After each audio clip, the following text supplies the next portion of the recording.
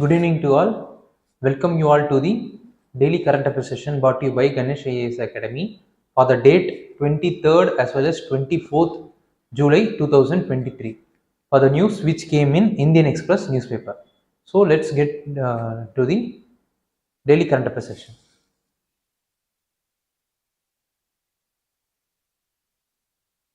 Transnational power grid project gets a high voltage boost. What is it all about?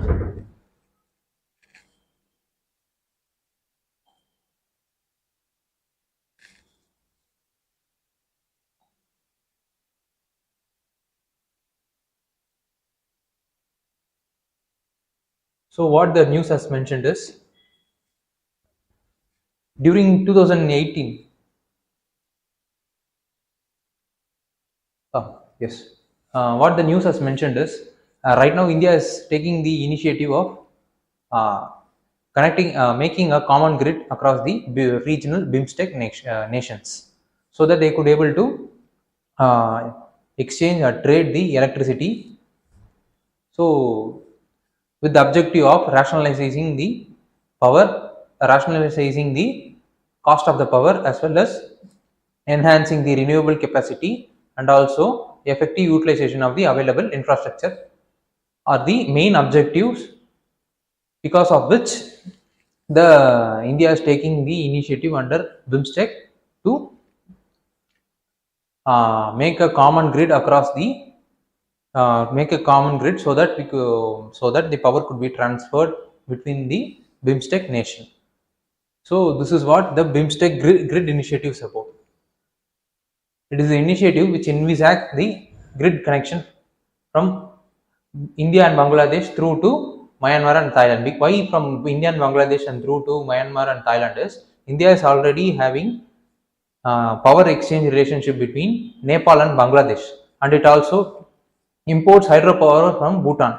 Right now, apart from these three countries, India wanted to expand its exchange of power with other countries. So it is using BIMSTEC platform as the media through which it wanted to make the exchange of power to take place. What is the reason is, as I have said, for better capacity utilization of the available infrastructure and the rationalization in price and constant energy supply, so that there won't be any kind of interruption or disruption in the supply of electricity across the country which are participating in the grid initiative. So this is what the content of the news is about.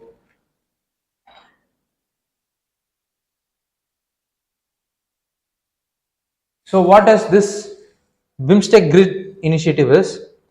It aims to promote green energy cooperation and facilitate exchange of electricity among member countries.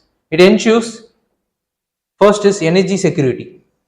So how can it able to ensure energy security is by making available building a common grid, so that which could be utilized to share the electricity power across the BIMSTEC nation. Means the country which is producing or having surplus power could able to transfer through this grid to the countries which has the deficient power. As a result of which the energy security could be security could be assured across the nations of BIMSTEC countries, and also optimum utilization of resource. Since every country, those who are participating in the grid initiative, could able to have adequate access to the electricity which that particular country needs, and அதாவது அந்த கண்ட்ரிக்கு எந்த அளவுக்கு தேவையோ அந்த அளவுக்கான electricity அந்த country கிடைக்கும். ஸோ கிடைக்கிறது மூலிமா என்ன ஆகும்னா, the infrastructure which the country has already have will be utilized to its maximum potential, so that the available electricity could be able to taken to the customer at the local level. And also the regional connectivity does not only mean transport connectivity or road connectivity or people to people connectivity, it also means power connectivity. It was signed during 2018 BIMSTEC summit under the initiative of India. So this is what the details of the BIMSTEC grid initiative is about. So what does the BIMSTEC itself mean? It is the Bay of Bengal Initiative for Multi-Sectoral and Economic Cooperation, is the regional multilateral organization. Its members are adjacent to Bay of Bengal. They are Bangladesh, Bhutan, India, Nepal, Sri Lanka, Myanmar and Thailand. It aims to promote economic development, social development, cooperation on the matter of common interest. It came into being with the signing of Bangkok Declaration during 1997. Initially, it was called as BIST-EC, that is Bangladesh, India, Sri Lanka, Thailand Economic Cooperation. Afterward, the organization came to be called as BIMSTEC because of the joining of Myanmar as well as Bhutan and Nepal in the later period, which I have mentioned according to the date. So this is what the detail is. Detail of the BIMSTEC is about. So for prelims, you have to know what is Bangkok Declaration is about and who are all the members of the BIMSTEC countries and who are the founding members of BIMSTEC Cooperation Forum. These are all the things which we needed to look into. And as usual, whenever the regional grouping is formed, means it will be based upon the economic, social as well as any other thing which they have the common interest. These are the important objective through which any kind of regional forum could be formed.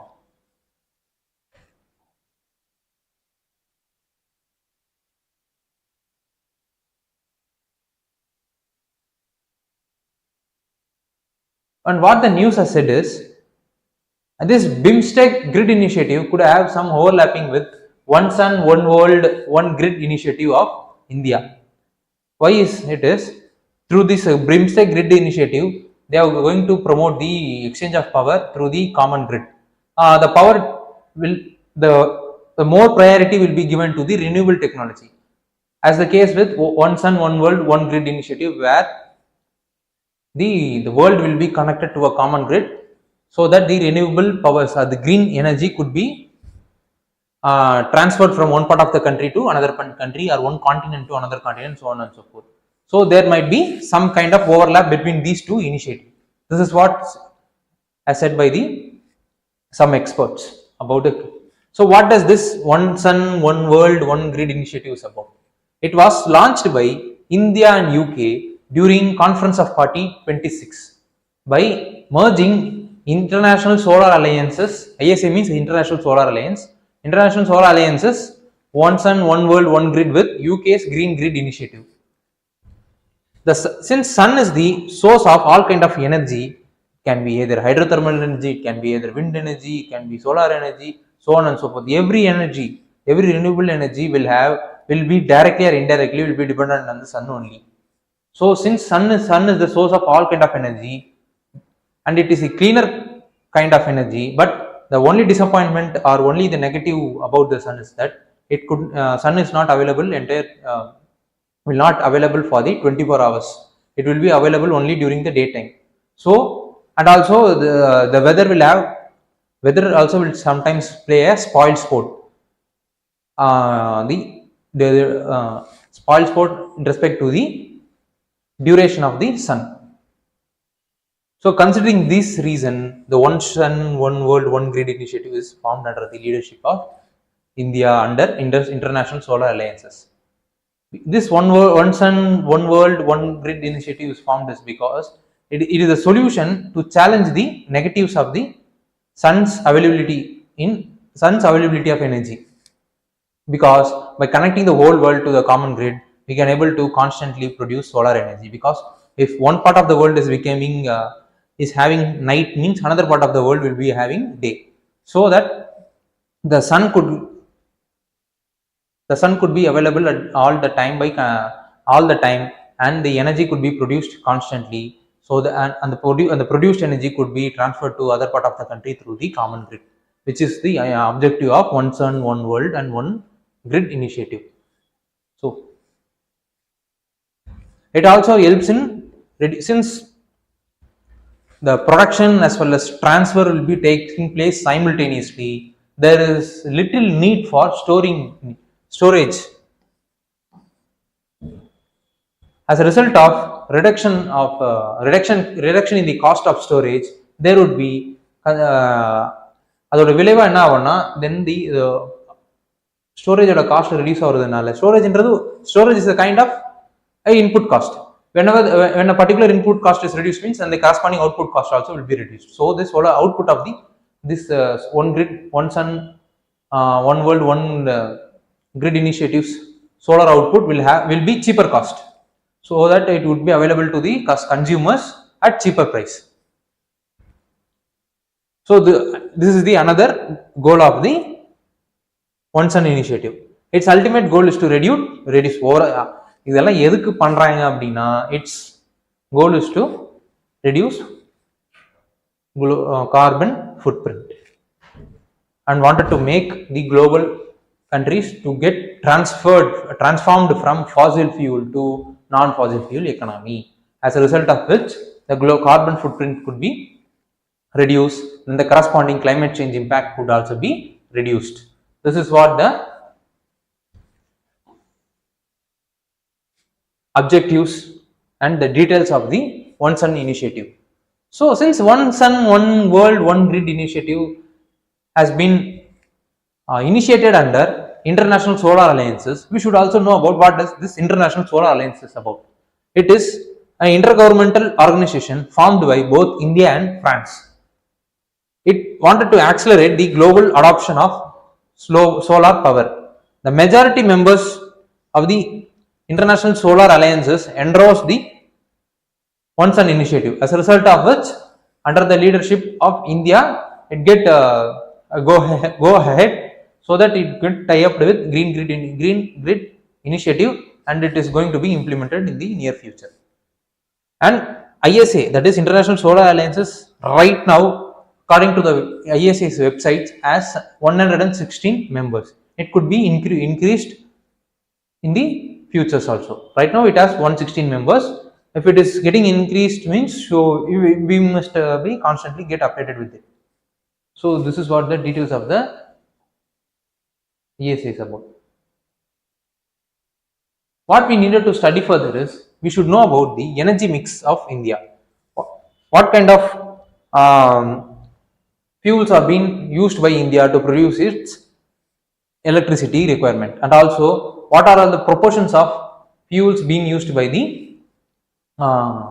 India to produce its electricity, what percentage of fossil fuels are used and what percentage of non-fossil fuels are used, and under the non-fossil fuels there are various subsections, each will be having certain proportion. All this are available in the Ministry of Power website, so if adla poi paathanaale we could able to know the facts.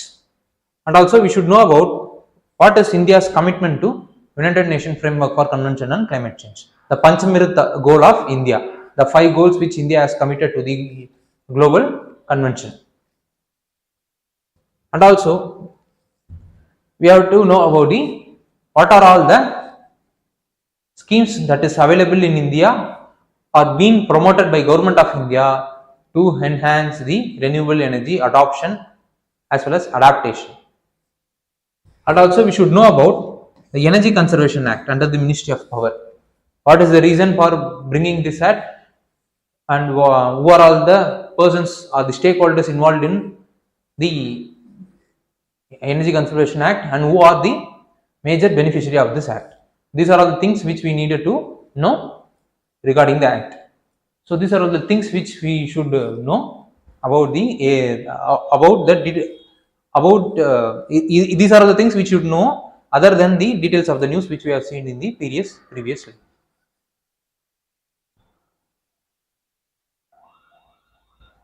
India's coal production grows at 8.55 in April-June. This is the all India's coal statistical information of with reference to India, which is released by Ministry of Coal. So we will get into India's coal production has increased by 8.55 during the period of April and June, and import prices of coal has also plummeted, that is reduced by 60% in the first quarter of financial year 24, that is this, and 16.76% of coal import increased in the April-May 2023, and 1012 million tons of Indian coal production was the target for 2023 and 24. So this is all the factual part being released by Ministry of Coal.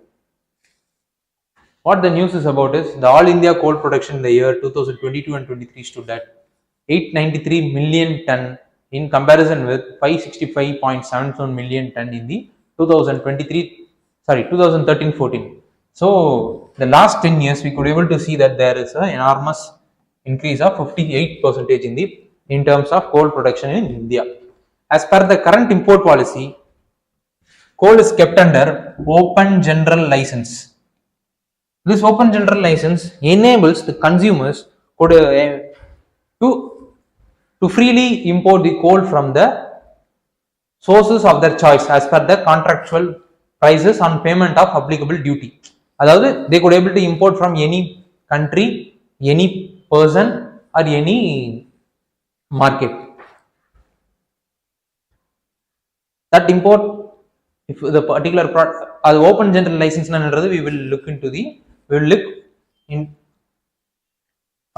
will look in the next corresponding slides, coming slides. The all India coal production in the year 2022 and 23 was 893.19 megaton in comparison with 778.21 million ton during 2021 and 22, so that we could able to see that there is a growth in the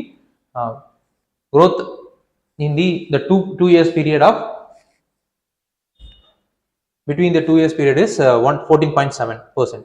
During the current years till June 2023, domestic coal production has increased over 8.51% compared to the same period of the last year.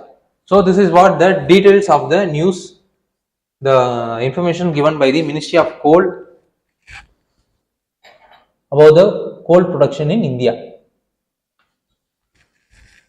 So we should know about the coal status of coal in India. India is the 5th largest coal reserve in the world, and it is the second in coal production after China. Since India is right now nearly half of its electricity is dependent on the coal production, and also India is being a developing country, it needs more energy to enhance the development path.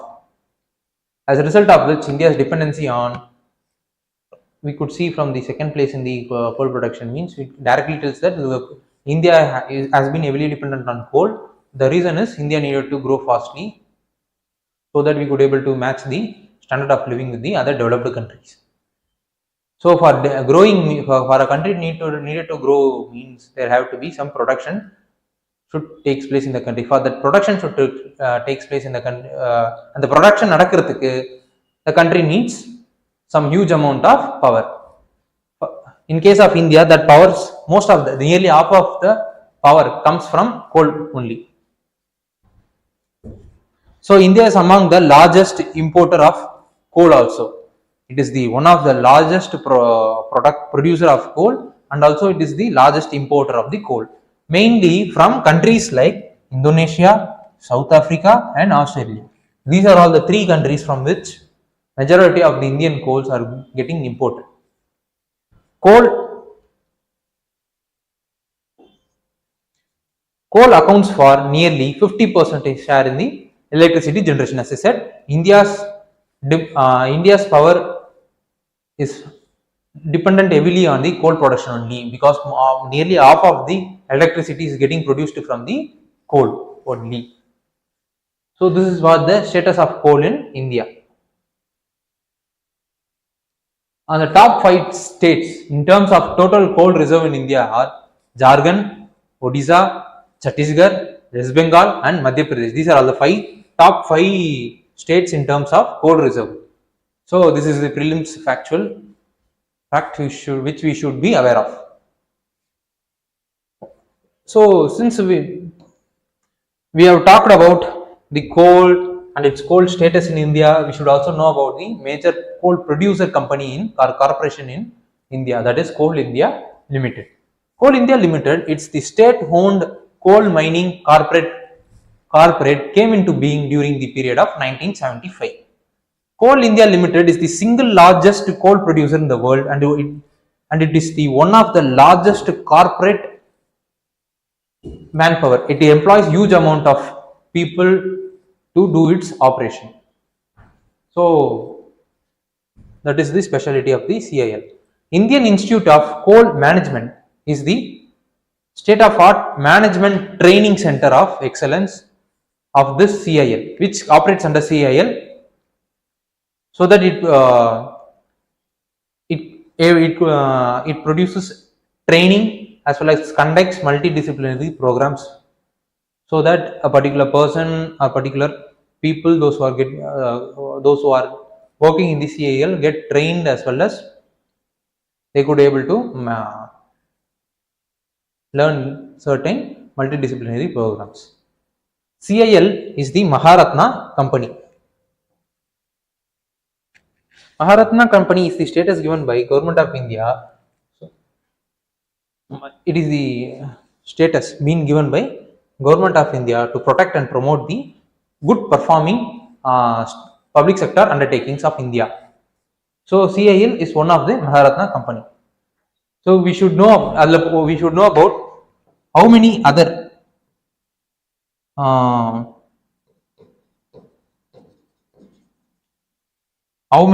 PSUs are there in this category.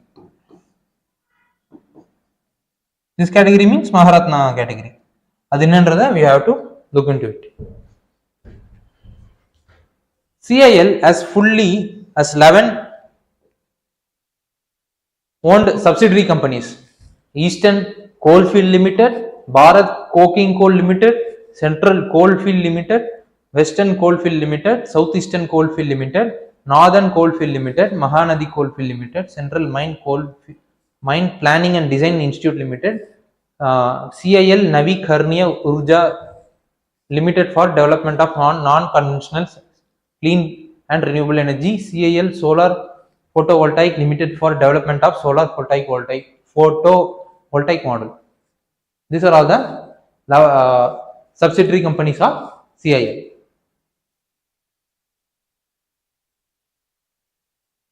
And also CIL has a foreign subsidiary in Mozambique named Coal India Africana Limited, so which we should be aware of.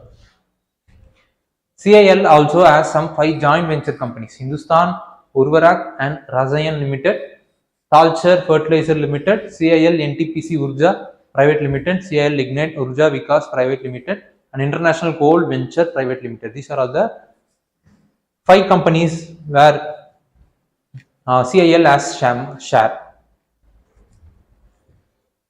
And also it contributes to the 85% of the total domestic coal production, and also 75% of the total coal-based electricity generation that is produced in India. So that much of that kind of importance that it holds. Nearly 75% of the coal-based electricity is being produced with the help of CIL only. CIL contributes 55% of the total power generation and 40% of the primary commercial energy requirement of the country.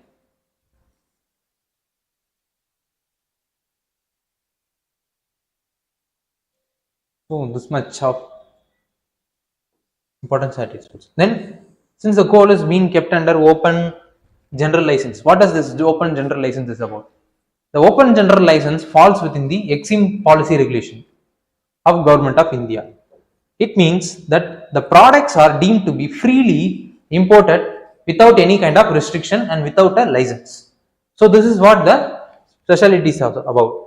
So that it is a kind of liberalizing the rules related to import, as a result of which the domestic production could be enhanced.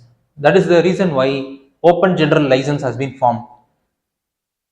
If a particular product does not falls under open general license means it will be falling under three categories. First is banned or prohibited items. This kind of items should not be imported.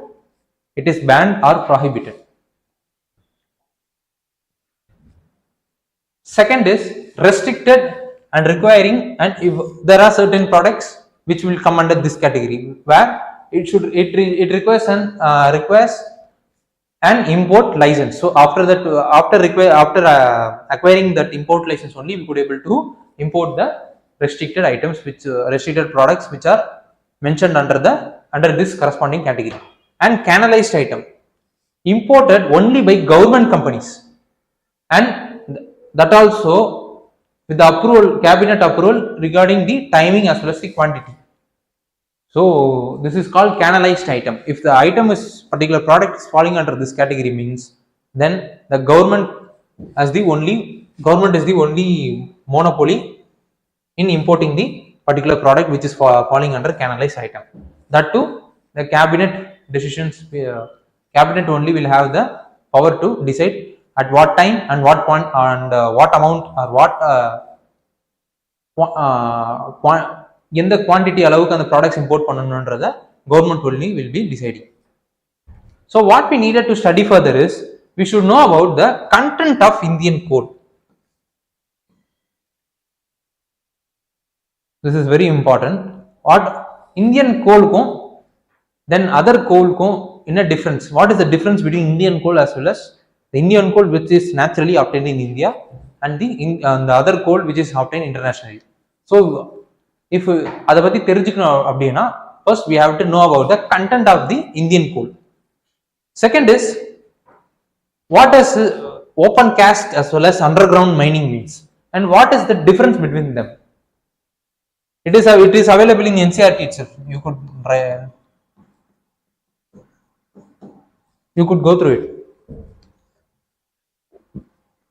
And also we should know about the ranking of corresponding ranking of the coal reserves in India, which holds the largest and which holds the lowest.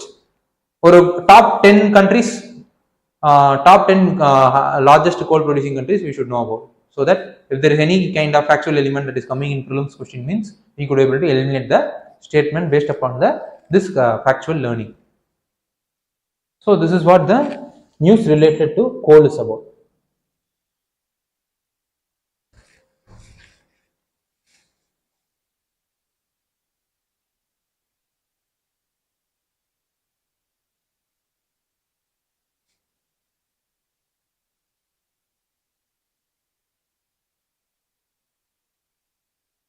India gift missile corvette Kripan to Vietnam Navy. This is what the news is.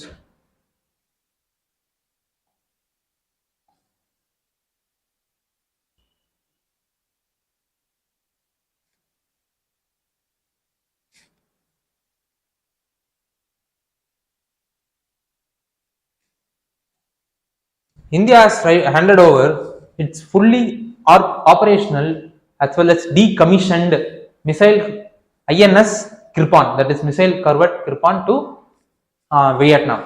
This holds significance because right now we all know that China's influence on the Indo-Pacific region is getting increased. So the countries those who are present in the Indo-Pacific region are aiming to strengthen their defense capability to counter the China's presence or China's domination in the region. Among the countries those who are present in the Indo-Pacific region, Vietnamese is one of the country that is enhancing its defense capability to counter the China. As a result of which, it is right now it is engaging heavily with India in terms of military as well as other military equipment protection. So அதோட ஒரு அந்த என்கேஜ்மெண்ட்டோட ஒரு one of the result or விளைவு பார்த்தீங்க அப்படின்னா right now government of India with the request of Vietnam, government is giving its fully operational INS Kripan to Vietnam. So what does this INS Kripan is about? It was indigenously built Kukri class missile corvette. It begins its operation in 1991 and it is decommissioned now, but it is fully functional. It doesn't have any kind of malfunction or it doesn't have any kind of wear and tear. It is having some 32 years it introduced பண்ணி 32 years ஆகுது. 32 years ஏத்த சில wear and tear இருக்கும், but it is not that much very அந்த அளவுக்கு பெரிய ஒரு wear and tear கிடையாது. So that it has some இன்னும் அதுக்கு அந்த டிவைஸ்க்கு பாத்தீங்க இந்த INS கிருப்பான்னு பாத்தீங்கன்னா it has certain lifetime still available so that it could be able to and so that during the available lifetime வரைக்கும் பாத்தீங்கன்னா it could able to perform according to its fullest potential. So it begins its operation during 1991 and it is decommissioned now. The ship has been an integral part of the Navy's Eastern Fleet and it has participated in the several operations. It is manned by 12 officers, 100 sailors and it is nearly 90 meters large and 10.45 meters width with a maximum displacement of 1450 tons. So this is what the details of the INS Kirpan is. So we have to know about the India-Vietnam relationship that is right now entering into the 50th year. Defense ties. Both countries have signed recently the joint vision statement of India-Vietnam defense partnership towards 2030.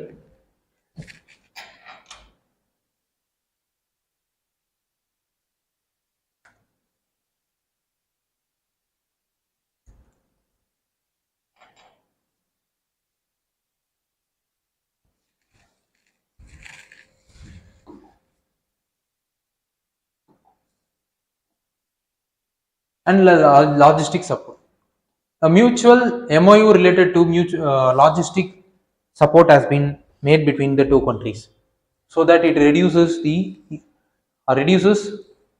or eases the barrier of rules and regulations in relation to the logistical support so that the trade and any other thing related to the logistics will be enhanced within the countries. Simulators and the money grant. India will gift 2 simulators as well as a monetary grant towards setting up of language as well as IT lab at Air Force Training School for capacity building of the Vietnamese armed force. Consulate General Office or Consul General Office. India established its Consul General Office in Hanoi, that is the capital of Vietnam, during 1956. India supported Vietnam during the US invasion. The relationship further strengthened because of India's Act East policy. During 1990s, India introduced a policy called Look East policy, because before 1990 they have always India's diplomatic policies has been always based on the westward side only. So after 1990s, India wanted to move towards the other countries of the world, so they formed a policy called as Look East policy. But after 2014, government formed another next version of the Look East policy called Act East policy.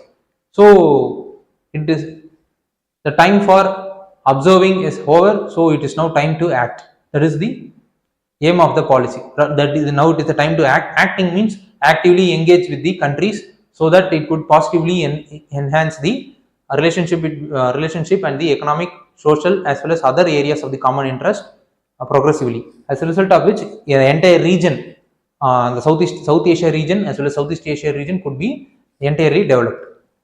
So this is the objective of Act East policy, which was formed during 2014. And after economic cooperation, India engaged with Asian countries through free trade agreement.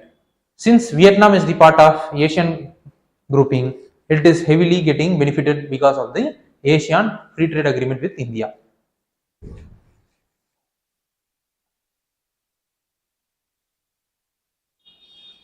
And apart from Asian, India is also engaging with Vietnam through United Nations Security Council, Mekong Ganga Cooperation and Asia-Europe meeting. So what we needed to study further is, we have to look into the Vietnam map. What is the border countries? What are all the important rivers that is flowing across it? And what is the issue between Vietnam as well as China? And what kind of the resources that Vietnam holds, and India is having certain interest in the resource. See, the third dimension, India Vietnam oil exploration. Right now India is exploring some energy resource in the Vietnam land. So what kind of natural resource that Vietnam holds, and what kind of soils, as I already said, geography means soil, flora, fauna, weather or climate, and surrounding ocean, what kind of ocean it holds, and what kind of tribal elements that are dependent on the natural vegetation, and what are and the corresponding economic activity that particular tribal element engages. And also we should know about Mekong Ganga cooperation. What does this about, and who are all the stakeholders involved in it? What is the main objective, and which country are going to be benefited from this cooperation? We should know about it. How not to tame inflation. The news is, the news particularly criticized the knee-jerk reaction of banning the export policy, banning the export during the time of inflation. For example, recently Government of India has banned the non-basmati white rice because the corresponding inflation of this non-basmati white rice is increasing, and there has been a prediction that because of the lower production due to the El Nino phenomenon, there might be some scarcity in the availability of the non-basmati white rice. So Government of India has banned the export of this non-basmati white rice so that it would be available for the domestic purpose.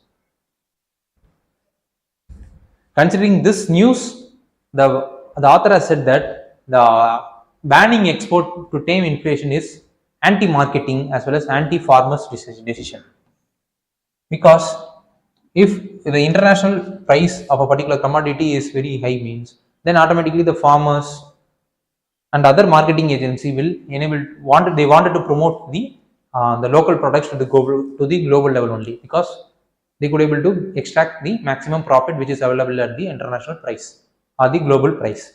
So by curbing the opportunity to access the global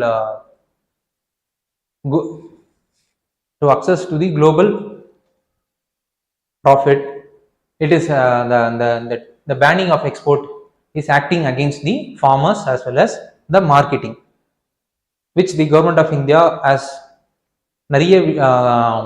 agriculture marketing as well as local traditional products marketing. Government of India has made as நிறைய schemes and programs வந்து introduce பண்ணிருக்காங்க, அது நிறைய implement ஆயிட்டு இருக்கு, so that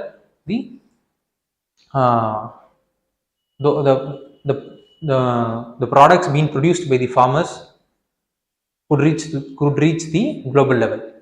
So by banning the export, it is acting against those schemes and policies, and more importantly it is affecting the farmers decision. So farmers will now have no choice, they have to be selling those products in the domestic areas only, even if the international products prices are very high. Since the farmers have no other option, they wanted to அவங்க வந்துட்டு இப்போ domestic ஏரியால தான் செல் பண்ணணும்ன்ற ஒரு சூழ்நிலை இருக்கும்போது, then there is no such thing called marketing at the global level, so it is acting against the marketing directly.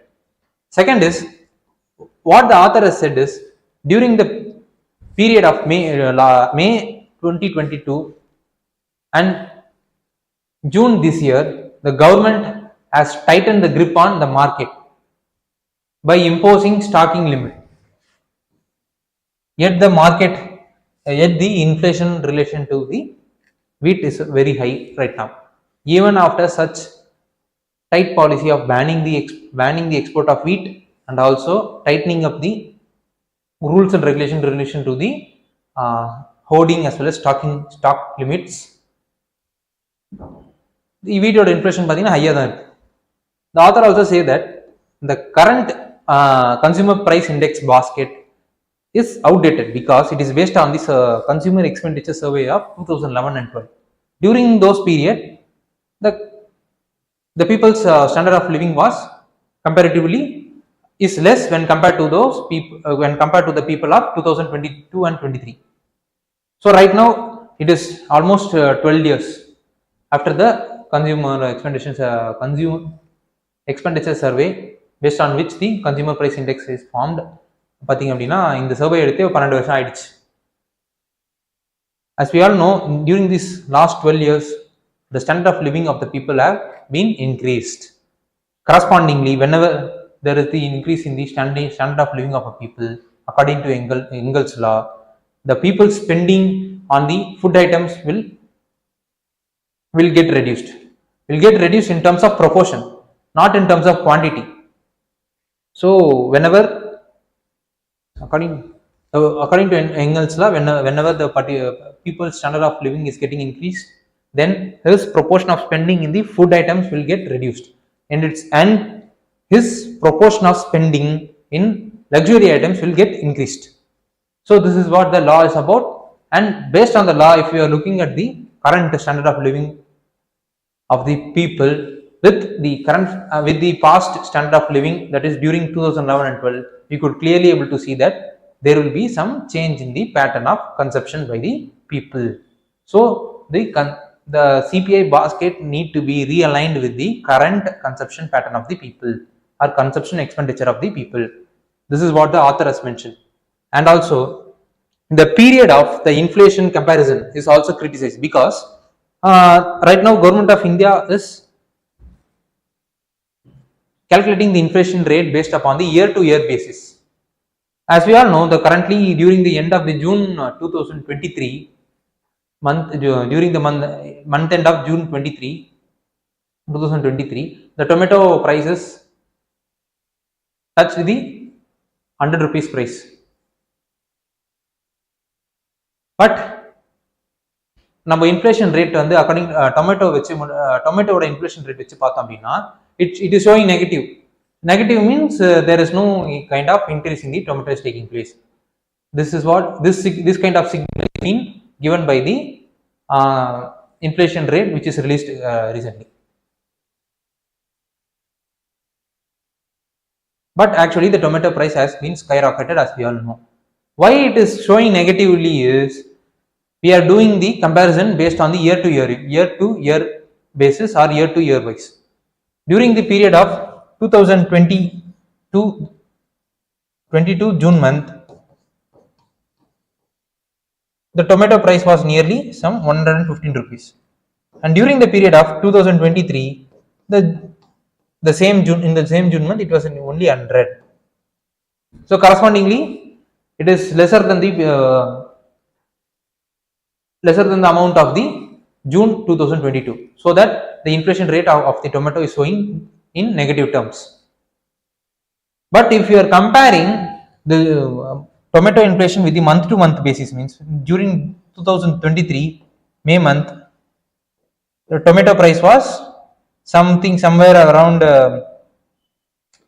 60 to 70, I think so. But in the terms of June time, it has touched 100 rupees. So we could able to see that there is nearly almost double the rate of the price which was sold during the May. So from a month to month basis, we could be able to clearly see the picture of the price rise. But since we are taking the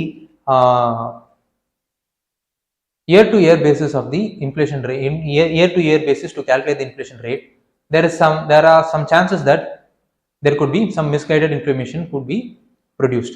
Likewise in the tomatoes inflation rate, which is right now showing the negative trend, which is not the case. The authors suggested that instead of restricting the export, there have to be some liberalization in terms of import should take place, so that the products which is available at the cheaper cost at the global level could be easily imported, and the corresponding the price rise that is happening in the country could be solved or could be reduced to a certain extent rather than banning the export outrightly. So this is what the suggestion is being given by the author. So we have to know about, since the news deals with consumer expenditure survey, so we should also know about the what does the consumer expenditure survey is about. It is a survey conducted by NSO for every 5 years. It is used to arrive at estimate of poverty level in different part of the countries. It is used to review economic indicators like GDP. It reveals the average expenditure on goods and service by particular household, and it also helps to generate estimates of households monthly per capita consumer expenditure. This is what the details of consumer expenditure survey is about. And also we should know about the Operation Green Scheme being introduced by Government of India to increase the availability of top products. Top means tomato, onion and potato, which is perishable, and also increase the scalability as well as the saleability as well as scalability of the tomatoes reach. Tomato or onion potatoes reach. So this is what the aim of the Operation Green is about. That is to enhance value realization of the top farmers. Top means tomato, onion, potato. Reduction in the post-harvest loss, post-stabilization, price stabilization for producers and consumers, and increase in the food processing capacities and value addition. Post-harvest loss, and also compensating the farmers as well as consumers by stabilizing the price and increasing the food processing capabilities in relation to the top products. We could able to reduce the wastage and then the corresponding shortage and then the corresponding increase in the price rise. So these are all the things. This is this is the objective under which the Operation Green has been formed. The scheme has two components. First is long-term strategy. Long-term strategy is strengthening the value chain so that there won't be any kind of wastage could take place, and as a result of which there won't be any kind of shortage, as I have said. And if there is no shortage, means then there will be correspondingly adequate supply of the top products will be there, so that the corresponding price rise will not take place. And the long-term strategy is about price stabilization measures. Short-term strategy is about price stabilization measures through grant of transport as well as storage subsidy. By giving the farmers the storage subsidy, so that they could able to storage subsidy means storing those perishable products in the private warehousing or some other state warehousing, for which the government under the project government will be producing some subsidy. And also to transport the top products from one market to another market, the transport cost will also be subsidized by under the project. So this is what the scheme is about. So what we needed to study further is, we should know about consumer price index and what does price index means, and we also know about the basket of items that is kept under the CPI and WPI, and what are all the corresponding weightage being given to those basket of items. And also we should know about MSP and procurement prices of India, and also we should know about the PDS system of India as a whole. Japan says it can make clean coal, but technology faces many hurdles. During the G7 meetings, Japan is the only country that says that it does not want to phase down the coal production by 2030. The reason is because of the hurdles in the access to the technology, and also energy technology, and also because of geographical isolation, mountains, terrain, deep sea water, and annual typhoon season. Because of the geographical climatic weather condition, and also some hindrance in the availability of or accessibility to the renewable technology, Japan wanted to enhance the efficiency of the coal, so that it is right now heavily focusing on making the coal to be more productive, so that there won't be any kind of dirty pollution that is takes place from the coal. Dirty pollution means the carbon, the amount of carbon dioxide that is produced from the coal should be reduced by using certain other technologies. That is what the Japan is aiming about. So what does this is about? அது என்ன மாதிரியான coal, what kind of clean coal that the Japan is going to use? Japan is right now producing is, it wanted to blend ammonia with coal, so that correspondingly when the particular coal is burnt, then then the amount of carbon that is produced from that coal will be very less, because the ammonia when burnt will not produce coal. This is what the idea of Japan. So they wanted to use coal, but with higher efficiency. Higher efficiency means lesser amount of carbon emission. But what the other critics are saying is, so burning of ammonia does not produce coal, but producing ammonia, the production method itself will be producing more carbon footprints. And also burning of ammonia may not be producing carbon, but burning of ammonia can also produce nitrogen oxide, which is very toxic to humans. So this is what the details relating in relation to clean coal is about.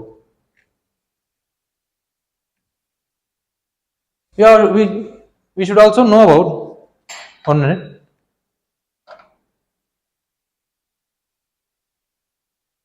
we should also know about what are the other clean coal techniques that is available right now across the world. Conversion to syngas, that is anaerobic combustion of the carbon coal yields, anaerobic combustion of the coal yields syngas. Syngas means it is the combination of hydrogen as well as carbon monoxide, which is the cleaner fuel. Washing of the coal before use, so that it could reduce the effluents during the time of burning. Electrostatic precipitators, it is a filtration device that is used to remove fine particles like smoke and fine dust from the flowing gas. As a filter. And wet scrubber, it reduces the pollutant that is present in the air. Similarly, baghouse filter. These are all the other techniques that are being right now under implementation to make the coal usage very clean. The emissions that is produced from the coal will, because of the usage of these technologies, will get clean, and it will be reproduced into the atmosphere as the cleaner gas. What we needed to study further is, we have to know about the carbon capture techniques, and also we should know about the fossil fuel and non-fossil fuel, which are all the gases, which are all the elements that constitutes fossil as well as non-fossil fuels. And also we should know about energy mix in the India's power production. That's it. That is இந்த அளவுக்கு தெரிஞ்சா போதுமானது. So let's get into UPSC previous year prelims question that was asked in relation to the news that we are now seeing. Consider the following statement. Coal sector was nationalized by the government of India under Indira Gandhi. Yes, the coal sector was nationalized during the period of 1972-73. Now the coal blocks are allocated on lottery basis. No, wrong. Till recently, India imported coal to meet shortages, but now India is self-sufficient in coal product. No, it is also wrong, because while we are seeing the details relation to the coal in India, we have seen that India is the second largest producer, and also India is the one of the topmost importer of the coal. So the third statement is also wrong. Answer is option A only.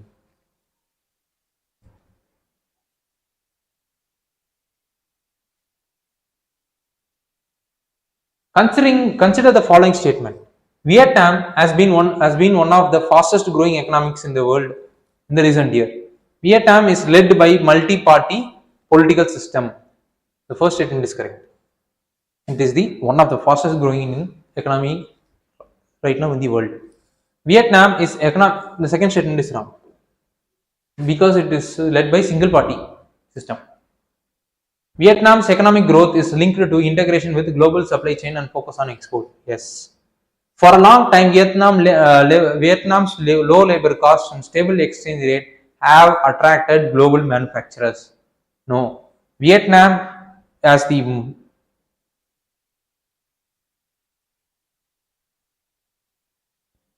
the most productive e-sectors in the Indo-Pacific region. This is also wrong.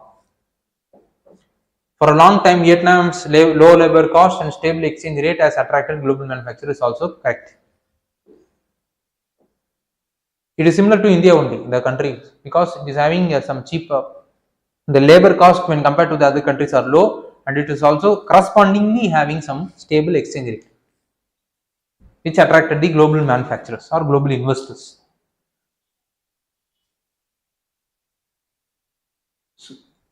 Okay, let's look into the UPSC mains question which was asked previously.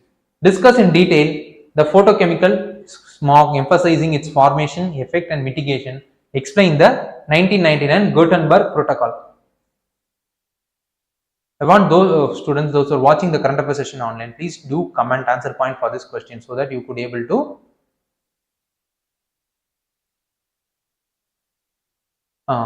so that they could be able to learn from others and the exchange of you could take place and we all could grow as a whole. So this is what the objective of the exercise is about. Please do comment answer point for this question. So students, thank you. Please do comment, like, share and subscribe to the Ganesh IAS YouTube channel so that you would be receiving the daily notification related to the Ganesh in relation to the daily current affairs session and also any other important videos that will be brought to you in the future by Ganesh IAS Academy. Thank you.